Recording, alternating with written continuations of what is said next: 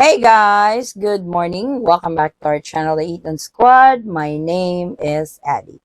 So for today's video, panibagong problema na naman. Eto, sa Canadian husband ng isang kabayan natin, yung friend niya yung nag-post sa scenario sa channel natin. Pero kailangan natin itong i-discuss kasi minsan talaga naguguluhan ang ilang mga kababayan natin, lalong-lalo na dun sa mga nakapag-asawa ng mga foreigner, kung ano talaga yung rules when it comes to the visa entering the Philippines. Kung kailangan ba talaga ng visa or hindi. So, babasahin natin ang scenario at sasagutin natin sa abot ng ating mga kaya kung saan ba medyo may mali dun sa pagpunta niya sa Philippines.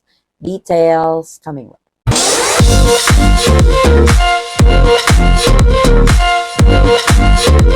So, eto na nga, may panibagong scenario na naman tayo para sa isang asawa ng kabayan natin. He's a Canadian citizen.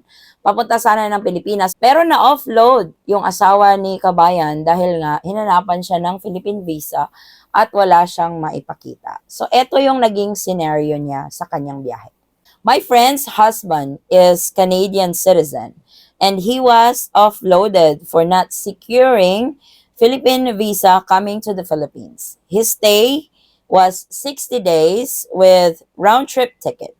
Unfortunately, learning from the airline, if you intend to stay more than 30 days, visa is already required.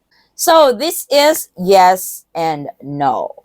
If the husband is traveling all by himself, kasi yung asawa andito na sa Pilipinas, importante talaga to foreign nationals, this is required. If your return ticket is more than 30 days, it is required that you must have an outbound ticket or throwaway ticket to your next destination.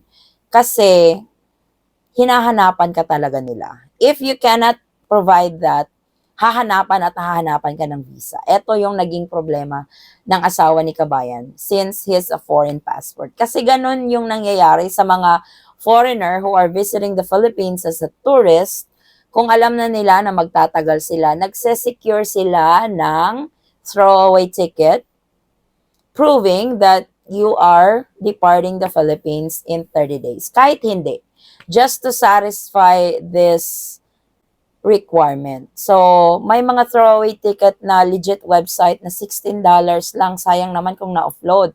Magre-rebook na naman yon, dobleng gastos na naman yon. Kasi I assume hindi kasama yung Filipina wife. Kasi kung kasama yung Filipina wife, hindi dapat naging problema yon. When it comes to Philippine visa, eto, nire-require lang talaga ito sa mga visa-required countries. So, yung mga visa-free, hindi siya required, pero there are certain rules, specifically for foreigners, if your round-trip ticket is more than 30 days. Manghihingi talaga yan sila ng proof. So, bigyan ko kayo ng example. Si Canadian citizen, nag-book ng ticket for 60 days. Pagdating sa counter, hinahanapan siya ng visa. Yung ginagawa ng mga foreigner na pumupunta ng Pilipinas at nagtatagal dito, what they do, they still book a round-trip ticket. Like, for example, they book a 90 days ticket. Then, they will book the cheapest ticket on the side, like going out of the Philippines 30 days after they have stayed over here. Yung magbabakasyon or hindi naman kailangan na lalabas ka talaga. Para masatisfy mo lang yung requirement na lalabas ka talaga in 30 days. Pero hindi. I hope it makes sense yung sa example na ginawa ko. Alam ko medyo magulo, but it's the airline kasi ang mapipenalty kung i-allow ka to board. Kasi patakaran yan. Kaya i-secure yung ginagawa ng ibang foreigner, they'll book a one-way ticket, tapos magbubook sila ng cheapest ticket online, like they're going to Hong Kong or Singapore. Pero hindi naman talaga sila aalis ng Pilipinas. They just buy the cheapest ticket they could buy para lang nga masatisfy yung requirement na yon. I know why they require that, but for some odd reasons, andyan na talaga yan noon pa. Kaya kung yung mga return ticket ninyo is more than 30 days, nako, wag na masyadong makampante. Lalong-lalo na kung yung asawa mo lang ang nagbabiyahe. Kasi required talaga yun, kabayan. Kung kasama yung asawa niya na Filipino or dual citizen or resident pa dyan, wala sana silang naging problema kasi kahit 90 days pa yung return nila, makaka-avail kasi sila ng balikbayan privilege. So, tandaan lang yun kabayan, required yun. Ganun yung ginagawa ng mga tourist. So, kung nanonood kayo ng mga video natin, when I upload an update every month para sa specific category, yung mga tourist, andun talaga yung onward ticket, throwaway ticket, meron talaga yon kasi magre-require at magre-require yung mga airlines. So, it's sad na na-offload siya. Medyo malaki-laking gastos na naman yan on their part, but it really helps when you know the rules, the travel rules to your final destination. Para hindi ka maabala, hindi ka ma-delay, hindi ka ma-hassle, and most importantly, hindi dumoble yung expenses mo kasi hindi mo alam. So, it really helps if you know these certain rules para walang hassle sa part ninyo. So sana maging aral ito, lalong-lalo na sa mga foreigner, those foreign nationals flying to the Philippines all by themselves because their Filipino wife is already here in the Philippines.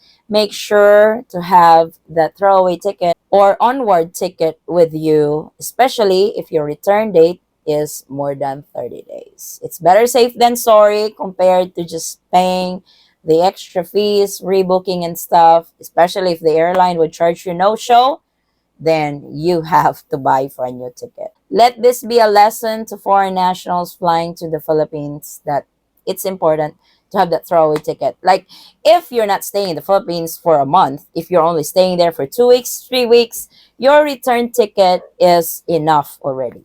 That's good. But if it's more than 30 days, then comply with the necessary requirement, which is the throwaway ticket or onward ticket, outbound ticket to your next destination, stating there that you are leaving the Philippines in 30 days. I know it's a very confusing requirement, but unfortunately, it's there for a while now. So, this is the latest. Thank you guys so much for watching.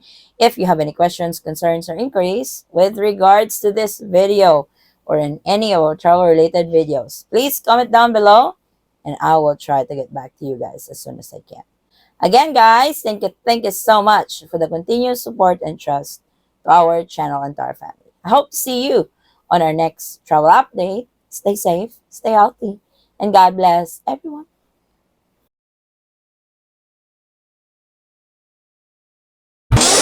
We'll be right back.